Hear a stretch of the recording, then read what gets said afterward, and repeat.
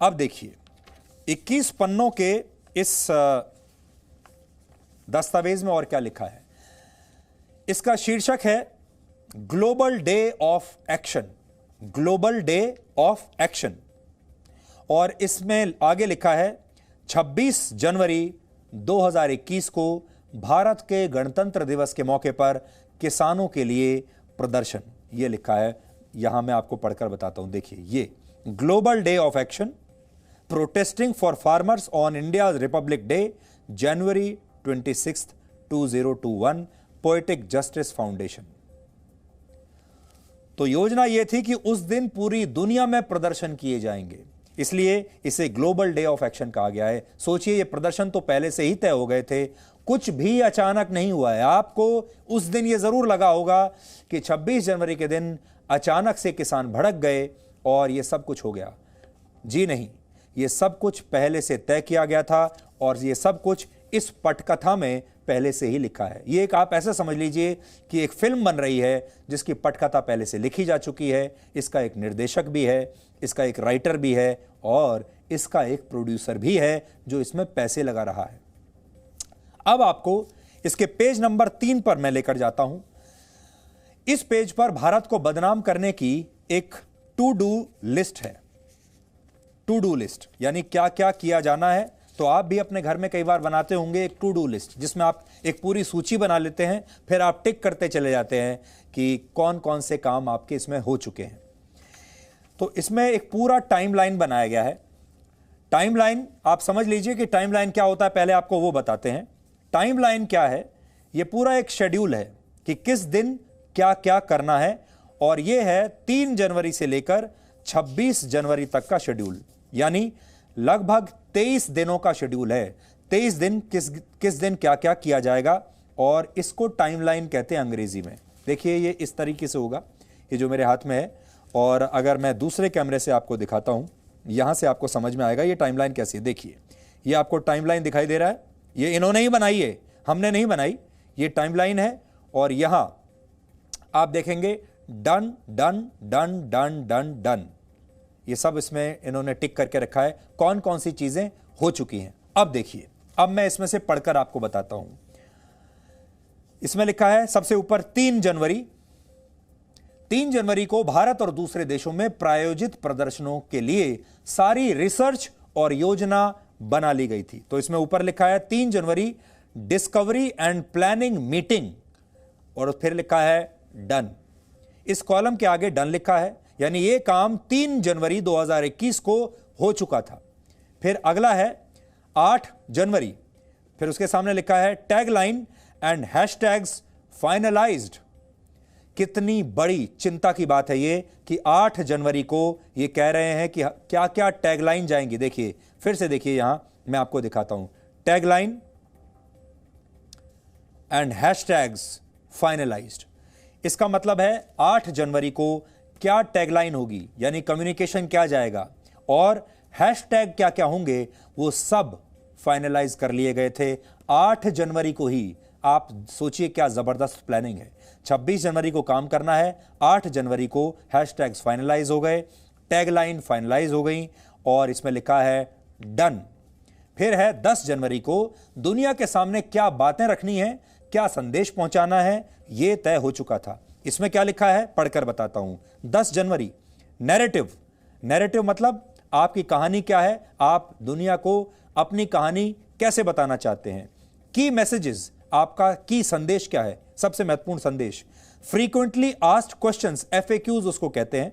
Social posts to core group for approval, यानी जो social media पर पोस्ट भी जानी है उसमें क्या भाषा होगी, वो भी पहले अप्रूव की जाएगी, और जब वो सब कुछ अप्रूव हो जाएगा, उसको फाइनलाइज कर लिया जाएगा एक स्क्रिप्ट की तरह, तब वो सारे ट्वीट्स और सोशल मीडिया पोस्ट भेजे जाएंगे।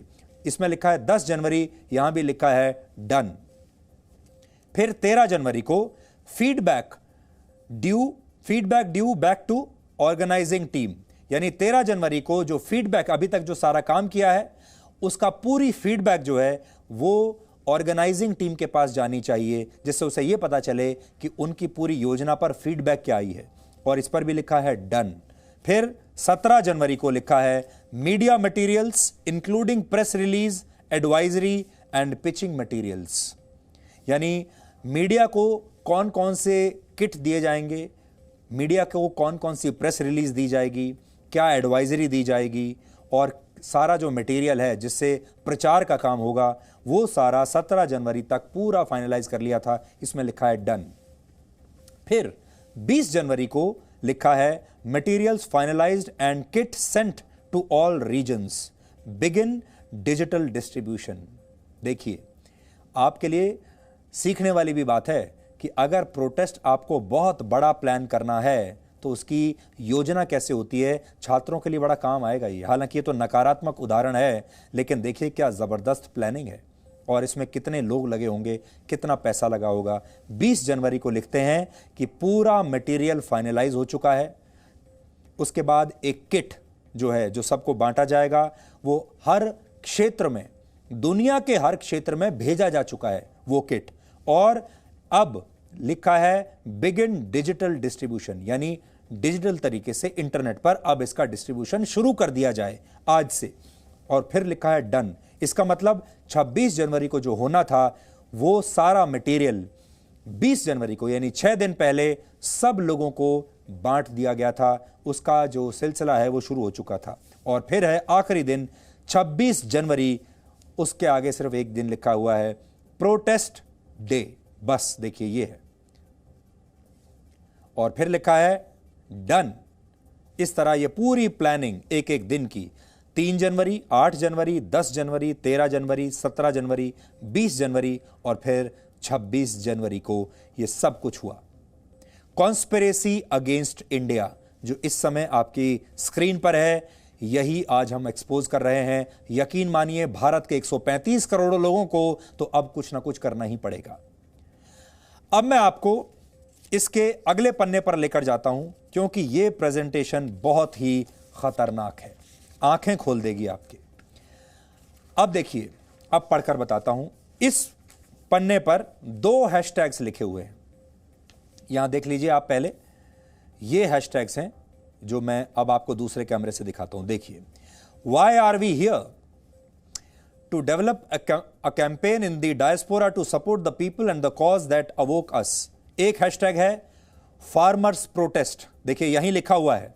और दूसरा हैशटैग है किसान मजदूर एकता जिंदाबाद।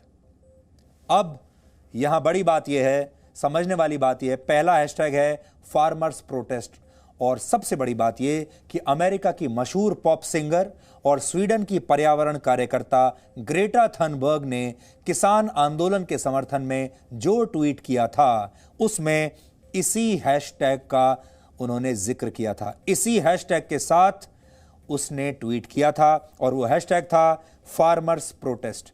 मेरी बात पर अगर यकीन नहीं है तो दोबारा से जाइए, ग्रेटा थनबर्ग का ट्वीट निकालिए, और आपकी स्क्रीन पर हमने निकाल कर भी रखा है। ग्रेटा थनबर्ग का ये ट्वीट देखिए और इसमें आपको यही हैशटैग दिखाई देगा, फार्मर्स प्रोटेस्ट। और दूसरा ट्वीट देख लीजिए, यहां पर आपको किसान मजदूर एकता जिंदाबाद, यह भी मैं आपको अभी बताऊंगा। तो यह हैशटैग है जिसको ग्रेटा थनबर्ग ने भी इस्तेमाल किया है और इसे रिहाना ने भी इस्तेमाल किया है। अब दूसरा हैशटैग देखिए, दूसरा हैशटैग है किसान मजदूर एकता जिंदाबाद। भारत में कुछ दिन पहले ही, अगर आपको याद हो, तो ट्विटर पर इसी से मिलता जुलता एक हैशटैग ट्रेंड कर रहा था और इस पर ट्वीट करने वालों में कई कांग्रेस के नेता भी शामिल हैं, इसलिए इस कनेक्शन को भी समझ लीजिए। इस पर, इसी हैशटैग पर कई कांग्रेसी नेताओं ने, कई पत्रकारों ने और बहुत सारे हमारे ही देश के बुद्धिजीवियों ने, डिजाइनर पत्रकारों ने ट्वीट किया था और हमारे अपने देश के लोगों ने इस हैशटैग को ट्रेंड करवाया है। सोचिए यह भारत का कितना बड़ा दुर्भाग्य है। मुगलों के जमाने में हमारे अपने गद्दार इस देश में हुआ करते थे जो मुगलों के साथ मिल गए थे, इसलिए हम गुलाम बने। इसके बाद अंग्रेज आए, हमारे अपने देश के लोग अंग्रेजों के साथ मिल गए थे अपने लालच के लिए, इसलिए हम फिर से गुलाम हुए, तब अंग्रेजों की गुलामी देखी। और अब 2021 में फिर से हमारे ही देश के अपने लोग जो हमारे देश में पैदा हुए, हमारे ही देश में बड़े बड़े पदों पर पहुंचे, यहीं से उन्होंने सारी अपनी ख्याति अर्जित की है, सारा पैसा यहीं से कमाया है, आपके साथ विश्वासघात किया और अब इन लोगों के साथ मिल गए और इनके दिए हुए ये हैशटैग इन्हें हमारे ही देश के पत्रकार, हमारे ही देश के नेता इसे ट्रेंड करवा रहे हैं। ये कितने बड़े दुख की बात है।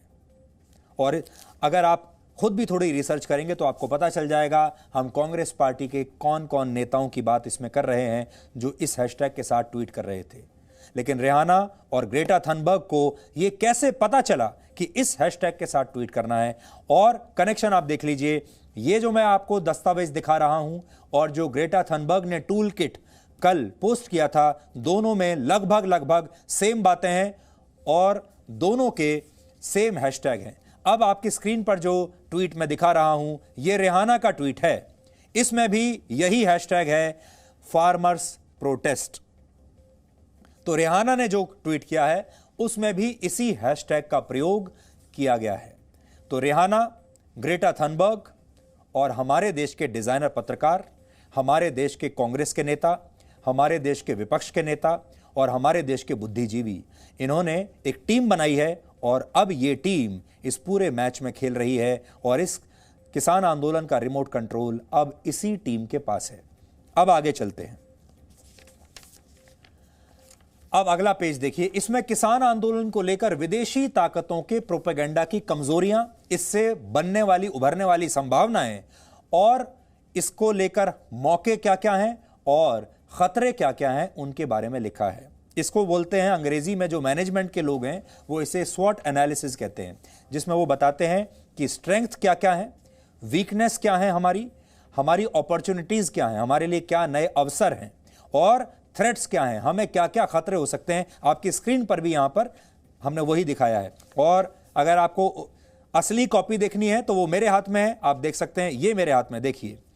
आपने देख लिया स्ट्रेंथ, अपॉर्चुनिटीज यानी अवसर, ये हमारी मजबूती है, ये हमारे अवसर हैं, ये हमारी कमजोरियां हैं और ये हमारे थ्रेट्स हैं यानी ये हमारे खतरे हैं। जो 3 खतरे इसमें बताए गए हैं, यानी जो वो समझते हैं कि इस आंदोलन को करने के दौरान, इस पूरे प्रोजेक्ट को हाथ में लेने के दौरान खतरे क्या क्या हो सकते हैं जिनसे इन्हें सावधान रहना है, वो आपको बड़ा दिलचस्प लगेगा जब आप सुनेंगे। तो पहला खतरा है गवर्नमेंट ऑफ इंडिया इंटरफेरेंस, यानी सरकार जो है भारत की वो इंटरफेयर कर सकती है, वो बीच में हस्तक्षेप कर सकती है। इसका हिंदी में सही अर्थ ये है भारत सरकार का हस्तक्षेप। हमें खुशी है इस बात की कि भारत सरकार से इन्हें डर लगता है और खतरों में इन्होंने सबसे ऊपर यही लिखा है कि अगर भारत सरकार ने हस्तक्षेप कर दिया तब क्या होगा। और हस्तक्षेप का मतलब यह होता है कि जैसे आज जो एफआईआर हुई है यह हस्तक्षेप है। इससे पहले जो डिजाइनर पत्रकारों और कुछ नेताओं के खिलाफ देशद्रोह के मामले में एफआईआर दर्ज की, वो भी भारत सरकार का हस्तक्षेप है। यानी भारत सरकार क्या एक्शन ले सकती है। बहुत सारे लोगों के ट्विटर अकाउंट्स ब्लॉक कर दिए गए, वो भी भारत सरकार का हस्तक्षेप है, जिससे इन्हें सबसे ज्यादा डर लग रहा है, इसलिए सबसे ऊपर यह लिखा है। फिर लिखते हैं स्टेट वायलेंस। यहां स्टेट का मतलब राज्य नहीं है, स्टेट का मतलब है स्टेट स्पॉन्सर्ड वायलेंस, यानी हिंसा हो सकती है। हिंसा मतलब इन लोगों की पिटाई हो सकती है, पुलिस का लाठी चार्ज हो सकता है, इन्हें दूर भगाया जा सकता है, इन पर बल प्रयोग हो सकता है, ये इसका कहने का मतलब है। दूसरा खतरा ये है। और तीसरा खतरा, अब आप थोड़ा थोड़ा मुस्कुराएंगे भी, ये तो बहुत ही इंटरेस्टिंग है, बड़ा दिलचस्प है। तीसरा खतरा जो इन्हें लग रहा है वो है ब्रॉड रीच ऑफ गोदी मीडिया। देखिए लिखा है, आप ध्यान से अगर पढ़ेंगे, देखिए लिखा है ब्रॉड रीच ऑफ गोदी मीडिया। आप तो जानते हैं ये सारे लोग हमें जी न्यूज़ को और हमारे जैसे पत्रकारों को गोदी मीडिया कहकर बुलाते हैं, जबकि असली गोदी मीडिया तो ये हैं जो 70 साल से सत्ता की गोदी में बैठे हुए हैं। असली दरबारी मीडिया तो ये हैं जिन्होंने हमेशा सरकार के दरबारों में, नेताओं के दरबार में, पार्टी के दरबार में अपनी हाजिरी लगाई है। लेकिन एक चीज़ की हमें बड़ी खुशी है कि इन्हें ये बात समझ में आ गई कि जो गोदी मीडिया है, मान लीजिए हम गोदी मीडिया ही सही, कोई बात नहीं, लेकिन हमारी जो रीच है, हमारी जो पहुंच है वो ज़बरदस्त है और उससे ये डर रहे हैं। इसमें लिखा है ब्रॉड रीच ऑफ गोदी मीडिया।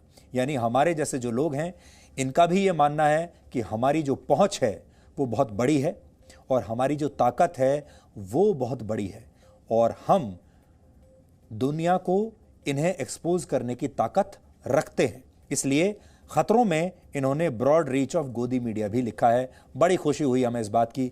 अब आपका काम यह है, हमारी और आपकी टीम, हमें मिलकर साथ काम करना है और इन्हें बताना है कि हम वाकई में इतने शक्तिशाली हैं कि इन्हें हम एक धक्के में देश से बाहर और इनकी पूरी योजना को हम एक धक्के में फेल कर सकते हैं। और उसका एक उदाहरण यह है कि जो कॉन्स्पिरेसी अगेंस्ट इंडिया हैशटैग हमने आपको दिया था, इस समय पूरे देश में नंबर 1 पर ट्रेंड कर रहा है। ये आपकी ताकत है और ये लोग जहां भी बैठे होंगे, जिन्होंने ये पूरी योजना बनाई है, इस समय देख रहे होंगे कि कैसे भारत की जनता इन्हें एक्सपोज कर रही है। आगे इसी में लिखा है कि इस प्रोपेगेंडा में उनकी जो कमियां हैं वो भी बताई गई हैं। देखिए कमियों में उन्होंने क्या लिखा है। जो इनकी कमियां हैं वो हैं स्ट्रक्चर, मैसेजिंग, रिसोर्सेज और देखिए सबसे महत्वपूर्ण है, आखिर में देखिए क्या लिखा है। आखिरी में लिखा है नो प्लान बियॉन्ड रिपील, यानी जब कृषि कानून वापस कर लिए जाएंगे उसके बाद क्या करना है उसकी प्लानिंग अभी हमने नहीं की है। यह कमजोरी में लिखा है। इसका मतलब कृषि कानून वापस लेने के बाद भी प्लानिंग बचती है और ये जो पूरा एजिटेशन, प्रोटेस्ट और पूरी जो मुहिम ये शुरू हुई है, ये कृषि कानूनों को वापस लेने से खत्म नहीं होगी। इसका अगला चरण कृषि कानून वापस लेने के बाद शुरू होगा। अब देखिए अवसर में क्या देखते हैं ये लोग, अपॉर्चुनिटीज में देखते हैं। अवसर में लिखा है communities through out the world, इसके जरिए हम पूरी दुनिया में अलग अलग कम्युनिटीज बना सकते हैं जो हमारी ताकत है। फिर मेन स्ट्रीम मीडिया एक्सेसिबिलिटी, यानी इनकी जो एक्सेसिबिलिटी, इनकी जो पहुंच है मेन स्ट्रीम मीडिया में, इनकी जो एक्सेस है वो एक अवसर है। और तीसरा लिखा है social media activism in the west, यानी पश्चिमी देशों में अब सोशल मीडिया एक्टिविज्म जो है वो बहुत बढ़ गया है, बड़ा हो गया है, जिसकी वजह से ये एक नया अवसर इन्हें प्रदान कर सकता है। अब ये ऐसा सोचना है इनका कि अब तो हम सोशल मीडिया के जरिए ही किसी भी देश में तख्ता पलट कर सकते हैं। अब आगे देखिए इसमें लिखा है, वो भी आपको ध्यान से सुनना चाहिए। देखिए क्या लिखा है इसमें, बताता हूं आपको। अगला प्लान जो है, कैंपेन मटेरियल जो है वो लिखा है और मीडिया किट्स के बारे में इसमें लिखा हुआ है। देखिए क्या है यहां पर, आप देखिए कैंपेन मटेरियल क्या संदेश देना है, उसमें पोस्टर्स कैसे होंगे और सोशल मीडिया के जो टेम्पलेट्स हैं वो कैसे होंगे और इन्हें सिख ऑर्गेनाइजर्स के जरिए लोगों और मीडिया तक पहुंचाया जाएगा। सोचिए अगर आंदोलन किसानों का है और मुद्दा कृषि कानूनों का है तो फिर इसमें सिख ऑर्गेनाइजर्स का नाम बार बार क्यों आ रहा है। ये आपको अपने आप से भी पूछना होगा कि अगर ये पूरा मुद्दा किसानों का है तो फिर सिख संस्थाएं इसमें क्या कर रही हैं। हर बार सिखों का नाम कैसे आ रहा है। फिर से यहां आप देख लीजिए, देखिए आपकी स्क्रीन पर भी मैं दिखाऊंगा और यहां भी देखिए ये लिखा है द प्लान। प्लान देखिए क्या है, कैंपेन मटेरियल है जिसमें नैरेटिव और की मैसेज डॉक्यूमेंट्स हैं, पोस्टर्स हैं और सोशल मीडिया टेम्पलेट्स हैं। कैंपेन मटेरियल को जनरल पब्लिक तक पहुंचाया जाएगा। देखिए इसमें पूरा ये लिखा है, देखिए ये जनरल पब्लिक तक। और ये किसके थ्रू पहुंचाया जाएगा, यहां देखिए संगत ऑफ रीजनल ऑर्गेनाइजर्स ये लिखा है। और फिर क्या है, Sikh and Punjabi cultural groups ये लिखा है। फिर है मीडिया किट्स, मीडिया वालों को कैसे अपने इन्फ्लुएंस में लेना है, उसमें लिखा है press release, photographs, video assets, background information and sources और पिचिंग मटेरियल। ये भी इन्हीं सिख और पंजाबी कल्चरल ग्रुप्स के जरिए मीडिया तक पहुंचाया जाएगा। ये पूरा की पूरा प्लान इसमें ये है। देखिए कितना जबरदस्त की तरीके से प्लानिंग है। अब देखिए पूरी स्क्रीन पर मैं एक बार दिखाता हूं आपको, ये डायग्राम आप देख सकते हैं, ये है असली योजना।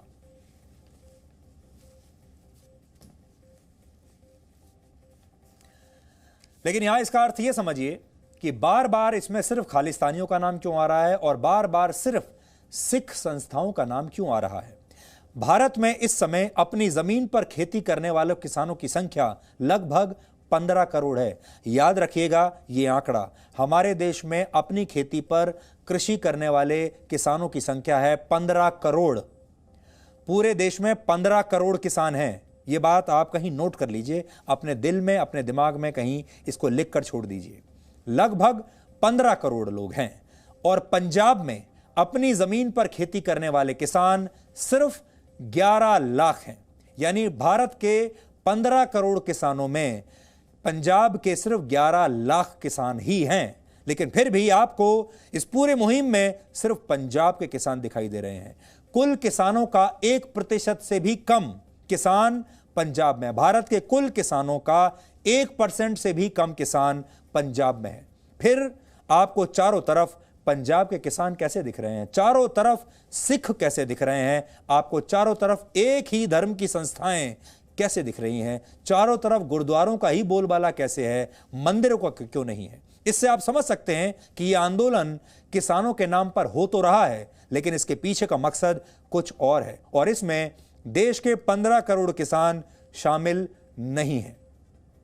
अगर मैं ये मान लूं कि पंजाब के सारे 100% किसान भी इसमें शामिल हैं, तो भी सिर्फ 11 लाख हुए, यानी 15 करोड़ में से सिर्फ 11 लाख। तो फिर ये क्यों हो रहा है कि हर जगह, हर प्लानिंग में आपको सिर्फ सिख नेता और सिख कार्यकर्ता, सिख संस्थाएं और सिख और पंजाबी कल्चरल ग्रुप्स ही दिखाई दे रहे हैं? इसके पीछे क्या राज है?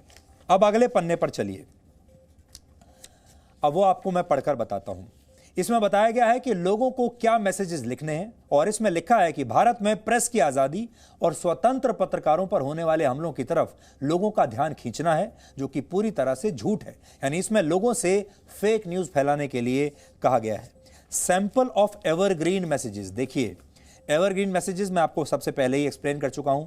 वो संदेश जो कृषि कानूनों को वापस होने के बाद भी रेलेवेंट रहेंगे, जो सवाल आगे तक भी पूछे जा सकते हैं। तो उसमें लिखा है कि प्रेस फ्रीडम को दबा दिया गया है, उसे हमें उठाना है, और हैरेसमेंट ऑफ इंडिपेंडेंट जर्नलिस्ट, इनकी नज़र में जो स्वतंत्र पत्रकार हैं जिनके बारे में लिख रहे हैं, वो असल में हमारे देश के वो डिज़ाइनर पत्रकार हैं जो इनके साथ मिले हुए हैं और जो इनके हैशटैग को ट्रेंड करवाते हैं और जो इनके इसी एजेंडे पर रात में अपने अपने टीवी कार्यक्रम करते हैं। उनको लेकर ये चिंतित हैं, क्योंकि अब ये पत्रकार फंस चुके हैं, इनकी एफआईआर दर्ज हो चुकी हैं, इन पर देशद्रोह के मुकदमे चल रहे हैं। अब क्या होगा, इससे ये चिंतित हैं।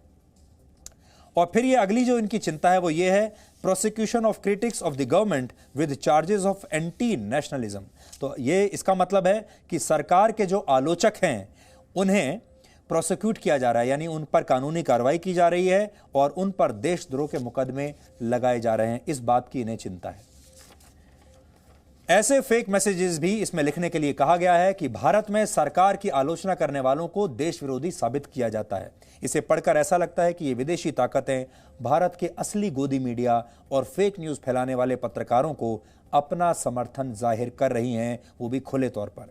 इसी दस्तावेज में एक जगह यह भी लिखा है कि प्रदर्शनकारियों को क्या करना है। इसमें 26 जनवरी को विदेशों में भारतीय दूतावास और सरकारी संस्थानों के आसपास बड़े विरोध प्रदर्शन करने की बात लिखी है और आपने देखा होगा यही हुआ भी। लेकिन ये सारे प्रदर्शन याद रखिएगा किसने किए? ये सारे प्रदर्शन सिखों ने किए थे। ये सारे प्रदर्शन जो सिख संस्थाएं हैं और जो खालिस्तानी हैं उन्होंने किए थे। हम आपको तस्वीर भी दिखा रहे हैं। उसी दिन खालिस्तान को लेकर बड़ी बड़ी रैलियां निकाली गई थी और यही तो इसमें भी लिखा है।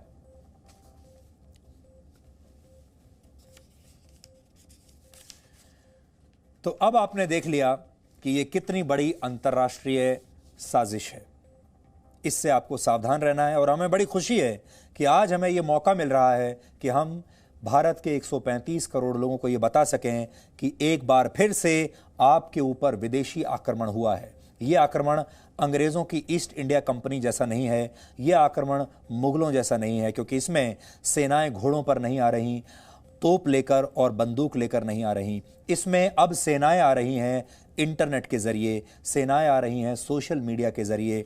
और इसकी ख़तरनाक बात यह है कि इंटरनेट और सोशल मीडिया पर जब सेनाएं आती हैं तो उन्हें आपका बॉर्डर भेदने की आवश्यकता नहीं। वो कभी भी अपने घर बैठकर आपकी सीमाएं पार कर सकते हैं, अपने घर बैठे बैठे आपके ड्राइंग रूम तक प्रवेश कर सकते हैं, आपके दिमाग में प्रवेश कर सकते हैं। इसलिए ये आक्रमण पहले के मुकाबले कहीं ज़्यादा है। और भारत के जो विपक्षी दल हैं, विपक्षी नेता हैं और भारत के जो डिज़ाइनर पत्रकार हैं, वो ये जानते हैं मोदी को हटाने का ये आखिरी मौका है। इस बार अगर इस मौके को चूक गए और इस मौके को उन्होंने इस्तेमाल ना करके मोदी को अगर इस बार नहीं हटाया तो फिर बहुत वर्षों तक मोदी को हटा नहीं पाएंगे। ये डर इनके मन में है। Presenting B News app available on Google Play and App Store. Download it now.